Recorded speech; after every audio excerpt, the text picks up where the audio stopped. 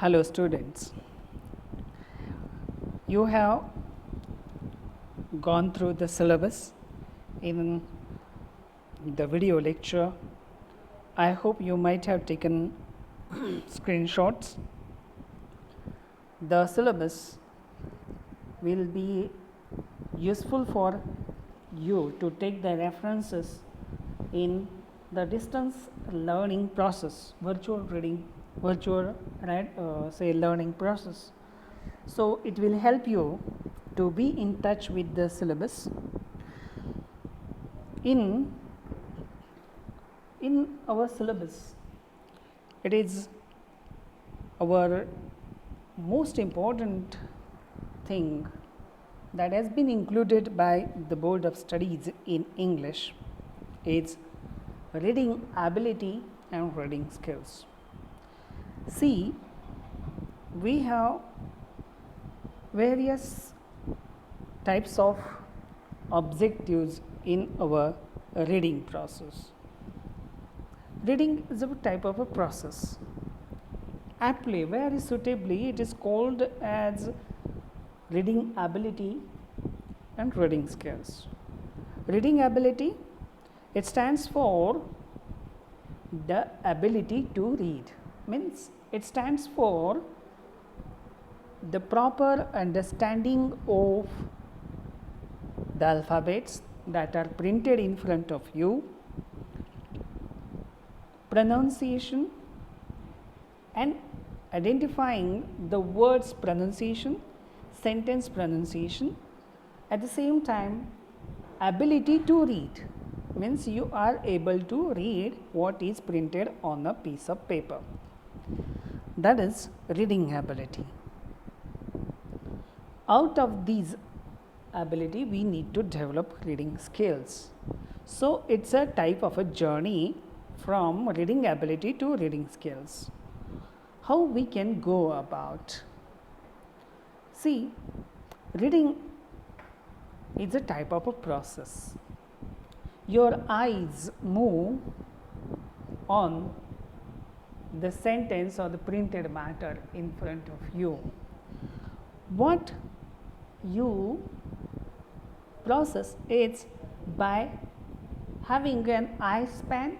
Your eye span moves from one word to another until the end of the sentence and end of the paragraph. The reading mechanism takes place. The sense organs, that is eye, receives what is printed on the piece of paper. The signals are given to that part of your brain where the decoding process takes place. Decoding process is what your meaning and what is printed on a piece of paper. You relate with these two. Then out of decoding, what does the word and the meaning stands for, and to find the significance and to give the response. If you have understood, you feel satisfied, that is a response. If you feel that I am not able to get the meaning, it is also a response, but it means that you are not able to decipher the meaning that is given in the page. So this is the process that takes place. So what happens at this stage is the comprehending process. The comprehending process is to relate the use of words with each other and identify the meaning of the words. And what are the other areas of the printed matter? We have seen that the reading mechanism takes place in such a way that makes us sure that the reading is comprehensible.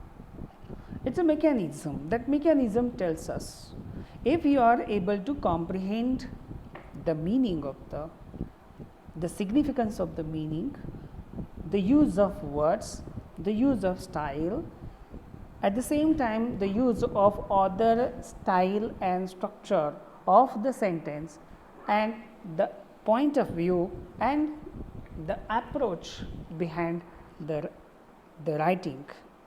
If you are able to understand all these aspects of the printed matter, then you are said to be comprehending.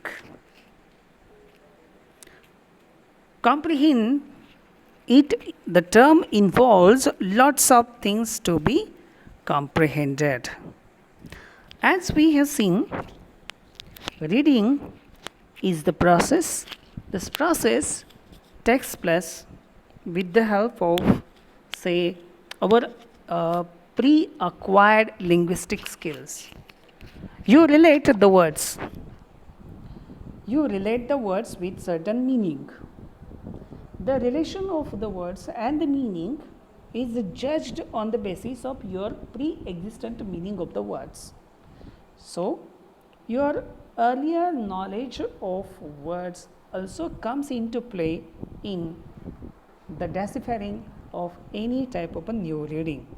So, the reading process is all about that. Reading is a very transforming thing. As a student, you or everyone is a student. I would say every person is a student, if you think so. So, the learner should read. The learners should always keep himself or themselves busy in reading. Why? Because reading is useful with so many things, so many benefits. In our, say, yesterday we have seen a very good example of Dr. APJ Abdul Kalam. His birth anniversary is celebrated as Vachan Prerna Divas, Reading Inspiration Day. So, we need to take this seriously. As a student, every student must be busy with reading. It is our first and foremost duty to keep ourselves busy. Not just you. We also, professors, need to be kept ourselves busy because we need to teach you, we need to orient ourselves for your teaching. We are continuously reading just for keeping ourselves update with the changing time and knowledge. So, our reading has an objective. So, reading is of course with an objective. In general, what are the areas that we see, that we use in a reading process? To get the new ideas of the text. जे पुस्तक आपल्या डोळ्यासमोर आहे, त्या पुस्तकाची central idea काय आहे ते समजून घेण्यासाठी, तो विषय काय आहे, जनरल त्या पुस्तकाचं अंडरस्टँडिंग काय आहे ते करून घेण्यासाठी आपण रीडिंग करत असतो. At the same time, understand scientific ideas and, of course, scientific ideas and theories. For that, we also read. Acquire specific information. If we need some specific information, we can go into books. So, reading has an objective to find the specific information. Suppose you need an information about Jawahar or the palace or any kind of a, say, natural phenomena, natural things, incidents, events that have taken place in the history, we go into books. So, anything that we need, we can go into books, text, and find specific information. Then reading has another objective, is that to understand new changes and developments. See, reading is also with this objective, that there are certain new changes that are taking place, new developments are occurring. Okay, so these developments are found in various texts, various books, and all these ideas, all these texts gives us the central idea of new changes and developments. So we need to understand new changes and developments. See, broaden outlook.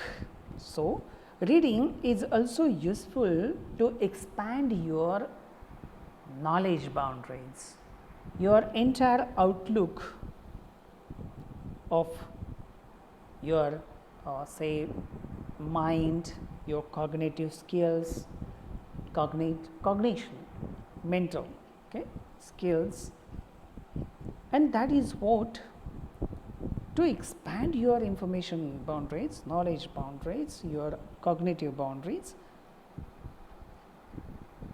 reading is extremely useful. You can visit. Reading is a traverse, it's a journey from one place to another. Reading makes us to see, it's a tour, it's a journey, it's a trip that we can go to the distant lands. We can even experience the life of America by visiting a book from America. Or we can visit England by reading a book from England.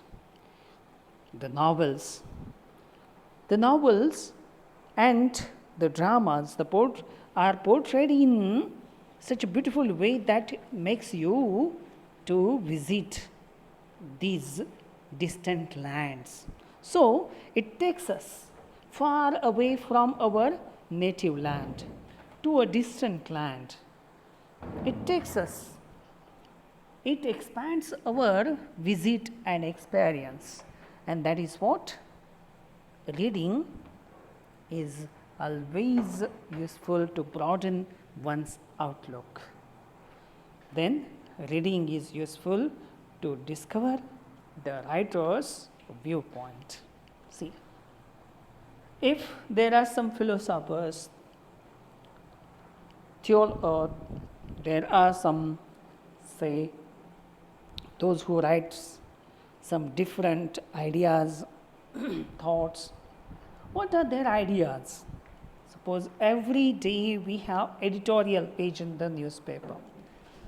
This newspaper brings us the editorial page. Editorial page expresses the views and concerns that are held dear by the editor. So what does the editor say? Or what does the author say, so-called, who are in the process, who are in the office in charge? We can find them. So we can understand the writer's outlook, viewpoint. Reading is also useful in this respect. Reading is also useful to understand what does freedom, what does other philosophers think of freedom, or democracy, or casteism, or the present political conditions. Who thinks what? कोण काय विचार करत आहे, कोणाचा दृष्टिकोन कसा आहे हे ओळखण्यासाठी आपल्याला जे टेक्स्ट आहेत ते टेक्स्ट उपयोगाचे ठरत असतात. And that is what we need to understand the writer's outlook or viewpoint. At the same time, we can also go through, see, we can go through the evidence for the certain concrete ideas. and that concrete ideas can be located in the book.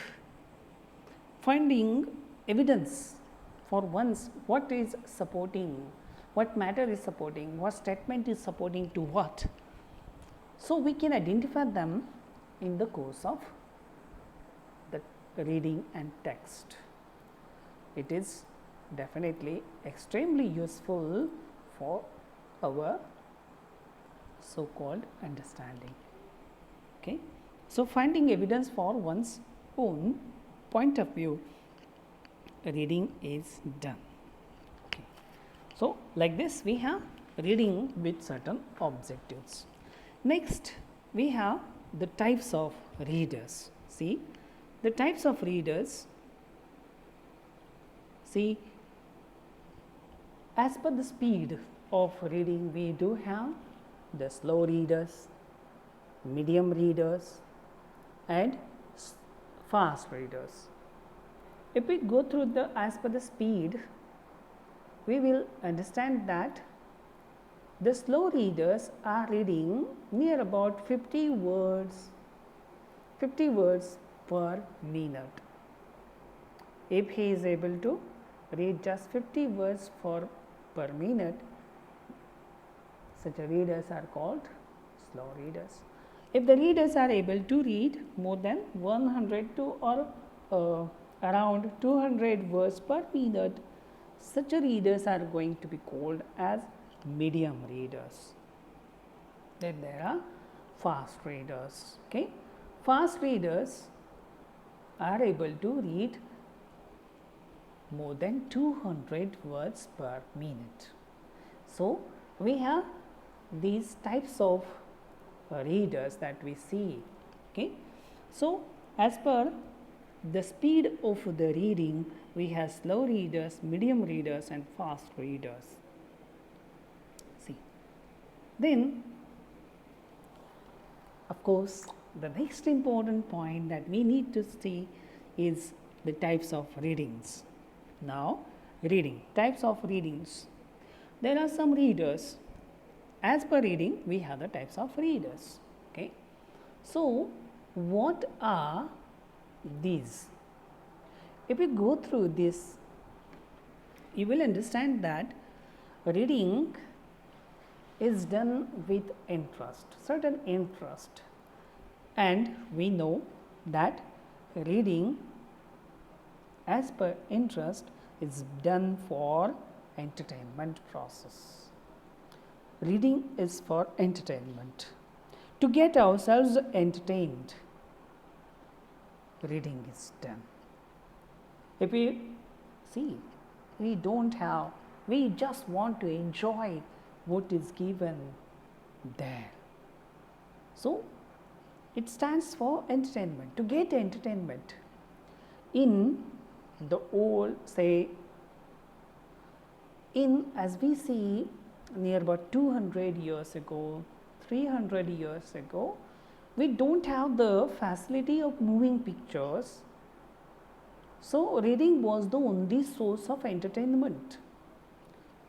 The people used to read more and more in say 18th century, in the 19th century. We don't have that facility. Films are there, radios are there, now internet is there, and these things are always keeping us busy and keeping us away from the reading process. So, it is that need to be thought over. Reading, no one reads now these days. आजकाल आपल्याला वाचन कमी झालेलं पाहायला मिळतं. वाचत नाही कोणी. का वाचत नाही? See. So, we have to find them out. There are so many reasons for the depletion of reading. So, what are they? We need to go through the causes. So, we will understand that there is advancement of TV, electronic media that are keeping our citizens away from reading. It's an encroachment of the electronic media on reading. But instead of that, all these aspects are definitely leading us to the suicidal say. It's suicidal. Why? Why I said so? Because watching TV may cause some psychological ailments. We get new ideas for suicide, frustrations. We see the family, say, tussle, quarrels, all our TV serials are projecting that. It's a moral thing. But if the reader definitely acquaints us with something different in a very gentle way, it transforms our outlook towards life. It teaches something positive, it teaches morality. And that is what we need to read for entertainment. So, reading as per the interest, some readers are reading for entertainment.